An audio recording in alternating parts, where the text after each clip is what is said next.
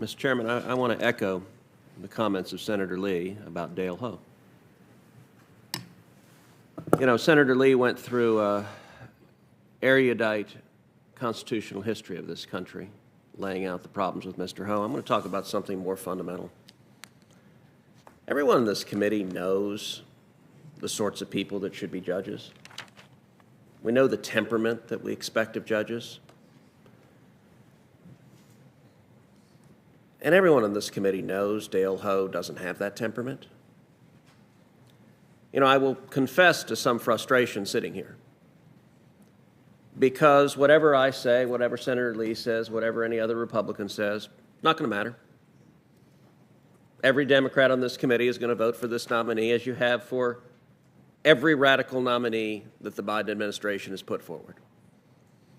Whether it was the number 3 position at the Department of Justice, one of the leading advocates for abolishing the police, whether it was the head of the Civil Rights Division, one of the leading advocates for abolishing the police, whether it was Rachel Rollins, a district attorney who refused to prosecute the law and issued a memo instructing her prosecutors not to prosecute violent crime. We now see violent crime and homicide skyrocketing across the country. And yet it doesn't matter what we say. Every Democrat just... I will commend the Democratic senators for party discipline. We even saw last week 44 Democrats willing to filibuster to prevent sanctions on Russia while Russia is preparing to invade Ukraine. Never mind the irony that this is simultaneously while Democrats are giving speeches calling the filibuster a Jim Crow relic while they're filibustering, which is a level of gymnastic flexibility remarkable even for the United States Senate to be doing it simultaneously. But when it comes to, and I would note, by the way, in the previous administration, we had a Republican administration. Republicans in the Senate rejected numerous nominees. If there were concerns with nominees, there are members of this committee, there are members of the Senate who said no.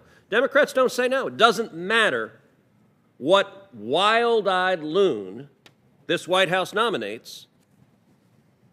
Like lemmings, Democratic senators vote for him. And by the way, when I say wild-eyed loon, you would think that's some hyperbole. Well, I can tell you how Mr. Ho describes himself. He didn't quite say wild-eyed loon. He described himself as a, quote, wild-eyed leftist. That's his own self-assessment. Not only that, here's what he wrote in his church newsletter. Quote, Dale, do you do what you do because you want to help people? That'd be good. Or because you hate conservatives? And here's his answer. Anger can in fact be a tremendous source of power.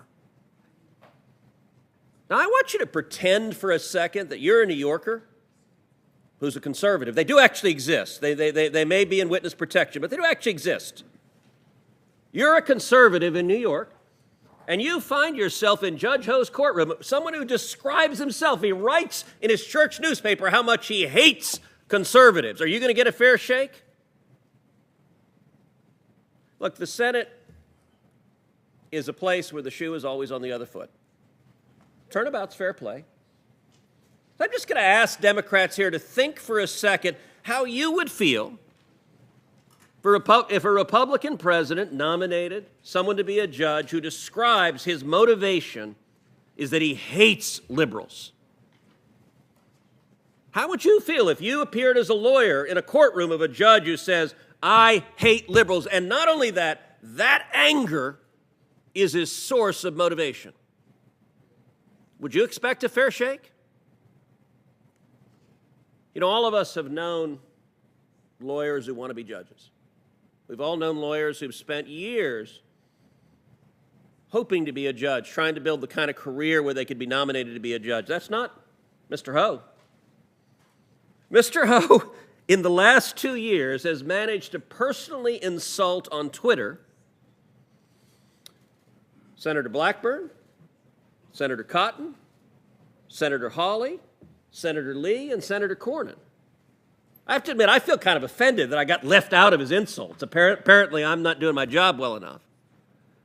I don't know of another nominee to this committee who has gone out of his way to personally insult as many members of this committee.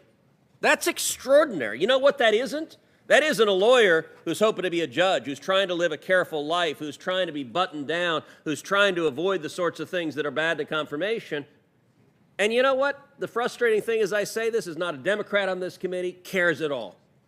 In just a few minutes, you're all like Pravda going to go, yeah. And the turnaround, there'll be another Republican president. And just wait and see. I hope it doesn't happen. But you may see a judicial nominee who's personally insulted and ridiculed 3, 4, 5, 6 Democratic members of this committee by name just a year or two before they were nominated. Will that piss you off? It should. I actually would hope the Republicans on this committee would show enough dedication to principle to exercise advise and consent. I don't understand why Democrats don't do that. Look, Republicans in the Senate are very proud of the judges that were nominated and confirmed to the court. But when there were people who were concerned, everyone in this committee remembers John Kennedy's withering cross-examination of the poor fellow in this committee, that it will be taught in confirmation schools 100 years from now not to go through that. Is there even one Democrat willing to say to anyone, how about the guy that describes himself as a wild-eyed leftist who is motivated by his hatred for conservatives and demonstrates it by going out of his way to insult multiple conservatives on this committee? That'd be a good place to start. I promise you won't be excluded from the Democratic Club when you go party at night. But the Senate has to have an actual independent voice and not be a rubber stamp for radicals. And I do know that members who serve on this committee, at least when you say yes to serving on this committee, part of it is because you believe in the importance of an independent judiciary. You believe in the importance of judges that have judicial temperament, that will be fair, that will give you a fair shake, whether they are of your political stripe or the opposite. I just ask you again, how would you feel about appearing as a lawyer, or even worse, as a litigant, as a party? How would you feel as a criminal defendant in a courtroom where the judge in black robes has said he hates liberals, and that he also said that righteous indignation can provide a sense of moral clarity?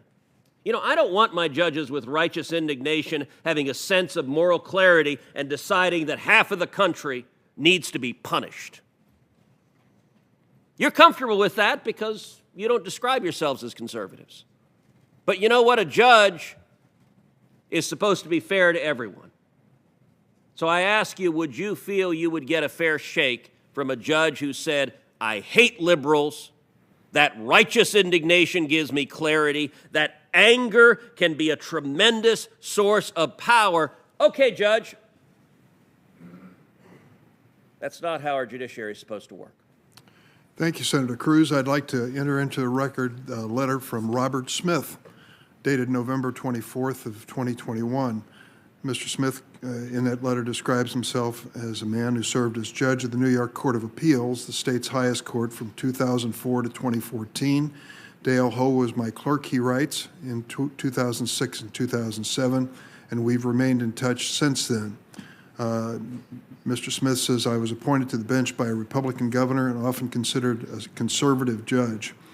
And he writes, Dale Ho, as his career path makes clear, has strong progressive convictions. This could easily have made for some tension in our chambers, but it did not.